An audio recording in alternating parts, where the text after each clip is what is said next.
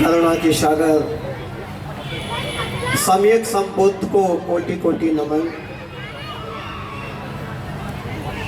संविधान निर्माता, नारियों की मुक्तिदाता, बहुजनों की भारत भाग्य विदाता, विश्व विभूति, विश्व रत्न, सिंबल ऑफ नॉलेज, परम पूज्य बाबा साहब को कोटि कोटि नमन। और इस बहुजन समाज को जगाने वाले, शासन सत्ता सिखाने वाले, आज इस बहुजन समाज में मान सम्मान स्वाभिमान दिलाने वाले बहुजन नायक मान्यवर कांशीराम साहब को इस मंच से कोटि कोटि नमन। और उन सभी संत महान पुरुषों को जिन्होंने समय समय पर हम आप लोगों की बेहतरी के लिए कार्य किए, उनमें संत कबीर, संत रविदास, ज्योतिबा फुले, सावित्रीबाई फुले, माता रमाबाई, पेरियार रामा स्वामी नायकर, बिरसा मुंडा, माता रमाबाई, और आज हम सबके मान सम्मान स्वाभिमान की प्रतीक और आदर्श और बहुजन नायक मान्यवर कांशीराम साहब की शिष्या बहन कुमारी मायावती जी को अपना आदर्श नेता मानते हुए सभी साथियों को जय भीम, नमो बुद्धाय। साथियों, आज बड़ा हर्ष और उल्लास का विषय है कि आज हमारे इस कौंडली क्षेत्र में हमारे बहुजन नायक मान्यवर कांशीराम साहब का 92वां जन्म दिवस, हमारे ये जो मान्यवर कांशीराम साहब पार्क जो कमेटी है वो बड़े ही हर्ष उल्लास के साथ, और क्षेत्र के विभिन्न संगठन भी इसमें सहयोग हैं, सब मिलकर के आज हम साहब को नमन कर रहे हैं। तो हमें सोचना ये है कि मान्यवर कांशीराम साहब ने ऐसा क्या किया, इन महापुरुषों ने हम लोगों के लिए क्या किया है। जैसे हम बाबा साहब के विषय में बोलते हैं कि हुए इस जमाने में बहुत बादशाह, हुए इस जमाने में बहुत बादशाह, पर बादशाहों के बादशाह हमारे बाबा साहब थे। हुए इस जमाने में बहुत बादशाह, पर बादशाहों के बादशाह हमारे बाबा साहब थे। अरे लोग तो इंसानों को गुलाम बनाकर बादशाह बने, लेकिन गुलामों को इंसान बनाने वाले मेरे बाबा साहब थे, हमारे मान्यवर कांशीराम साहब थे।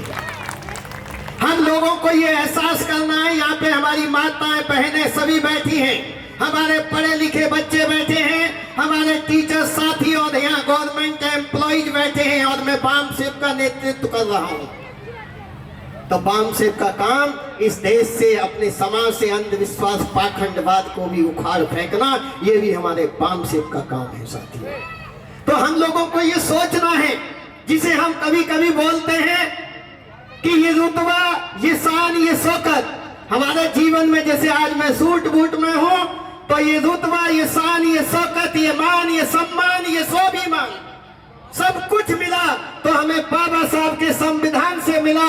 अरे औरों को जो मिला उन्हें उनके मुकद्दर से मिला होगा, लेकिन हम आपको तो मुकद्दर भी इन महान पुरुषों की बदौलत मिला है, बाबा साहब के संविधान से मिला है, मान्यवर कांशीराम साहब के संघर्ष से मिला है साथी। मैं आप लोगों को बताना, छोटी छोटी में बातें रखूंगा।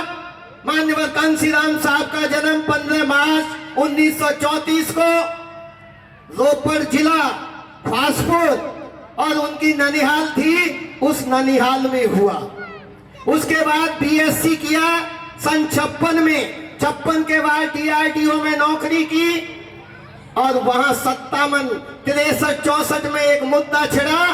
दीना भाना जी वहां एक गवर्नमेंट एम्प्लॉय थे हमारे 4th क्लास, वहां बाबा साहब और बुद्ध की जयंती कैंसिल कर दी, उसके लिए संघर्ष हुआ, और वहां मान्यवर कांशीराम साहब का संपर्क दीना भाना जी और डीके खापर जी से हुआ, और बाबा साहब के संघर्ष को उन्होंने समझा। वो केस रक्षा मंत्रालय तक आया, दिल्ली तक आया, और वो केस मान्यवर कांशीराम और दीना भाना जी ने जीता, और वहां से उन्होंने एक बुक पढ़ी, इनहेलेशन ऑफ कास्ट, और उस किताब को पढ़ के उस मान्यवर कांशीराम साहब का दिमाग फिर गया साथियों। और आप सोचिए मेरी माताएं बहनें या हम ये करें कि आज हम अपने बच्चों के लिए नौकरी के लिए भागते दौड़ते, क्लर्क लग जाए, चपरासी लग जाए, बैंक में लग जाए। अरे उस यानी 56 में साहब की नौकरी लगी, यानी 34 में पैदा हुए और 64 में उन्होंने रिजाइन किया।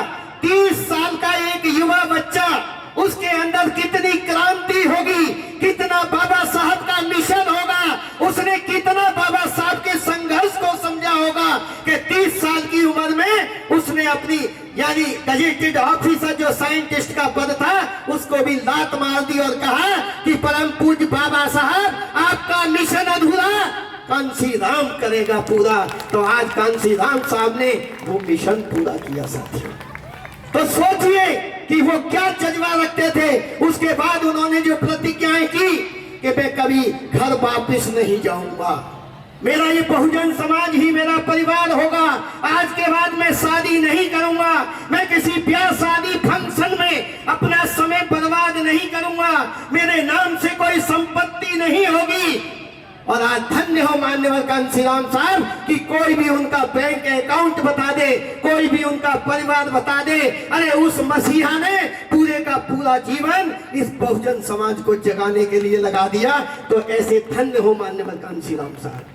तो हम उनकी कुछ चीजों को समझें। उसके बाद उन्होंने 71 तक आरपीआई में रहे, उसके बाद 78 में बाम से बनाई, उसके बाद 81 में DS4 बनाया और 14 अप्रैल 1984 को उन्होंने बहुजन समाज पार्टी का गठन किया साथियों। ऐसे थे हमारे मान्यवर कांसीराम साहब। और मैं यहाँ एक चीज और कहना चाहता हूँ, हमारे मान्यवर कांसीराम साहब DS4 के संस्थापक, बाम सेब के संस्थापक, बहुजन समाज संस्थापक, यानी वो चेयरमैन थे, लेकिन उनकी चेयर हमेशा अलग रहती थी और मैन बन के एक साधारण व्यक्ति बन करके उन्होंने देश के कोने कोने में जाकर के बाम सेब के लोगों को पहले तैयार किया और फिर बहुजन समाज पार्टी को आगे बढ़ाने का काम किया साथियों। तो उनके बारे में जितना कहा जाए उतना कम है, हम उनसे प्रेरणा लें। और उनकी ताकत क्या थी? आज तो हम किस में घूमते हैं? गाड़ियों में घूमते हैं, एसी में चलते हैं और एरोप्लेन हेलीकॉप्टर से जो है यात्राएं करते हैं। मान्यवर कांसीराम साहब के पास 2 हथियार थे, 2 पैर और इन 2 पैरों से ही चलाने वाली साइकिल, जिससे उन्होंने 4200 किलोमीटर उत्तर से पश्चिम, पश्चिम से उत्तर इस पूरे देश की यात्रा करके इस देश के मनुवादियों को, इस देश के ब्राह्मणवादियों को ये साबित कर दिया कि ये देश आपकी बपौती नहीं है, ये देश बहुजनों का भी है और अभी यहाँ बहुजनों की शासन सत्ता भी होगी। ये मान्यवर कांसीराम साहब ने हमें करके दिखाया साथियों। तो इसलिए मैं आप लोगों से ये कहना चाहता हूँ कि ये राजनीतिक मंच नहीं है, लेकिन ये कितनी बड़ी